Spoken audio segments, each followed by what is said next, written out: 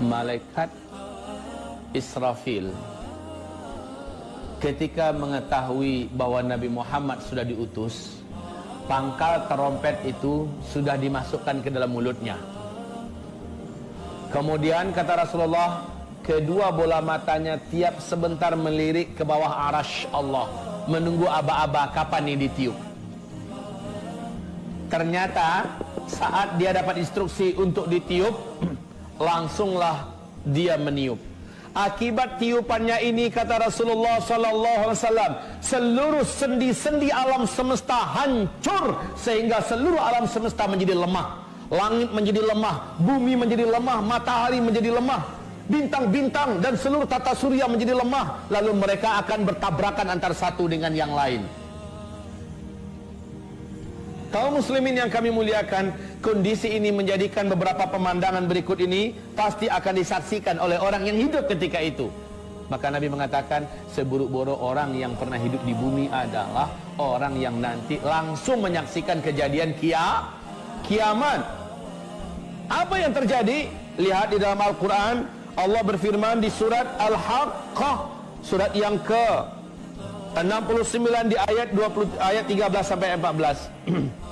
فَإِذَا نُفِخَ فِي الصُّورِ نَفْخَةٌ وَاحِدَةٌ وَحُمِلَتِ الْأَرْضُ وَالْجِبَالُ فَدُكَّتَا دَكَّةً وَاحِدَةً. Saat tiupan sangkakala pertama ditiup, bumi langsung berbenturan dengan yang lain-lainnya. Akar-akar gunung lepas,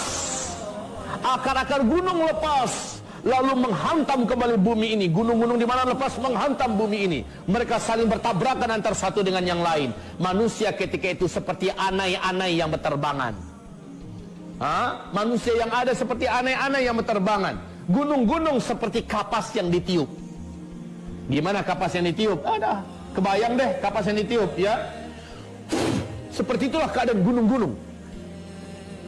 Tadi bersihin. Bapak Ibu yang kami muliakan, kondisi ketika itu. Kemudian, apalagi pemandangan yang akan dilihat? Seluruh air laut akan melalap daratan bumi yang tersisa. Wa idzal biharu fujirat, dan apabila seluruh laut fujirat. Tsunami yang pernah terbesar di alam ini sejak bumi terkembang adalah tsunami Nabi Nuh. Berapa ketinggiannya? Berapa? Ya setinggi gunung. Coba deh disebutkan secara ilmiah berapa? Di Al-Bidayatu wan Nihayah oleh Al-Hafiz Ibnu Katsir dijelaskan tingginya tsunami Nabi Nuh 5.000 meter. Ya, pertanyaannya dari mana sih munculnya tuh air laut? Jawabannya adalah entah. Kita nggak tahu dari mana tuh munculnya air. Kok bisa setinggi itu? Lalu disembunyikan kemana? Nggak usah dibahas deh, pokoknya imani saja itu sudah Allah lakukan. Sebagaimana Allah menjelang munculnya Dajjal sanggup menyembunyikan air, entah kemana hilangnya itu air. Betul tidak? Sampai-sampai air tidak ada yang turun dari langit, air yang ada di daratan bumi mengering di mana-mana, dan sekarang sudah mulai menunjukkan ada indikasi ke arah itu. Nah Bapak Ibu, Allah Maha Kuasa. Baik, air laut saat itu tumpah, mau lari kemana? Mau lari kemana? Pemandangan berikutnya, ini ketika bunyi trompet itu ya ditiupkan. Ketika bunyi trompet itu ditiupkan, seluruh wanita yang sedang menyusui saking faza'nya. Faza' itu tahu? Faza' kayak burung nih, burung merpati lagi makan-makan rame-rame dengan kawan-kawannya, makan biji-bijian yang kita serakkan. Tiba-tiba kita lemparkan mercon yang meledak. Mercon itu bunyinya membuat mereka serabutan, gak karuan kemana-mana. Betul tidak? Maka wanita yang sedang menyusui pun akan langsung mencampakkan bayinya dan puntang-panting tak kemana lari. Ada nabrak pohon, ada nabrak dinding, pokoknya lari tak kemana. Dia nggak sadar kalau dia tadi itu sedang menyusui. Subhanallah pemandangan ketika itu. Kemudian langit terbelah. وَانشَقَّتِ السَّمَاءُ فَهِيَ يَوْمَئِذٍ وَاهِيَةٌ. Langit menjadi terbelah. Ketika itu langit sangatlah rapuh dan lemah. Kalau sekarang langit kokoh Bapak, Ya, nanti langit menjadi rapuh dan lemah. Was-samawatu matwiyatun biyaminih. Seluruh lapisan langit yang 7 digulung oleh Allah. Digulung oleh Allah dengan tangannya. Digulung oleh Allah dengan tangannya. Sementara bumi Allah genggam dengan tangan yang lain. Lalu Allah berfirman ketika itu, Ainal jabbarun, ainal mutakabbirun, anal malik. Mana dulu para penjahat-penjahat yang sombong dengan kekuasaannya, yang sok dengan pangkatnya, yang merasa kaya? Mana yang sombong-sombong? Ainal mutakabbirun, anal malik. Sayalah raja di raja. Ketika seluruhnya telah dibinasakan, ketika itu Bapak Ibu, tidak ada satu pun yang tersisa. Kullu man 'alaiha fan. Seluruh yang ada di alam semesta ini Allah jadikan fana. Wa yabqa wajhu rabbika dzul jalal wal ikram. Yang abadi hanya satu saja, Allah Azza wa Jalla. Ada makhluk yang masih hidup ketika itu? Ada.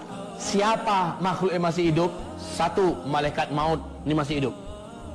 Dua, iblis masih hidup. Tiga, malaikat Israfil masih hidup. Hai malaikat maut, matiin tuh Israfil. Israfil dimatikan. Sakitnya luar biasa, jeritannya, Masya Allah. Kalaulah masih ada manusia yang hidup, mati langsung manusia mendengar jeritan kematian ini. Setelah malaikat Israfil dibunuh, dimatikan, karena memang seluruh yang bernyawa ketika kiamat wajib musnah semuanya. Lalu iblis,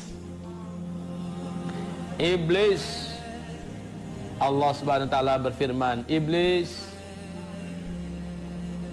janjiku kepadamu telah aku tepati.